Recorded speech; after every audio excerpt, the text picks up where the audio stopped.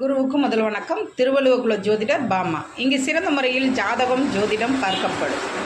பொண்ணு கிடைச்சாலும் புதன் கிடைக்காது அப்படிங்குவாங்க. அதுக்கு பழமொழிக்கு அர்த்தம், பொன் அப்படின்னா சுக்கிரன் கோள். இது ஈஸியாக கண்ணுக்கு புலப்படுமா?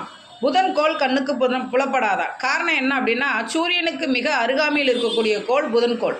அதனால் இந்த புதன் கோளை சாதாரணமாக பார்க்க முடியாதான்.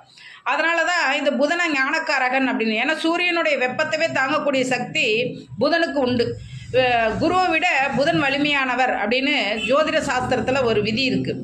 அதே மாதிரி புதன் நீச்சமான ஜாதகம் 170% காதல் திருமணம் தான் முடிச்சிருக்காங்க. நிறைய பேர் மதம் விட்டு மதம், ஜாதி விட்டு ஜாதி தான் திருமணம் முடிப்பாங்க. அவங்களுடைய விருப்பத்துக்கு தான் திருமணம் முடியும் அப்படிங்கிறது ஜோதிட சாஸ்திரம் சொல்லுது.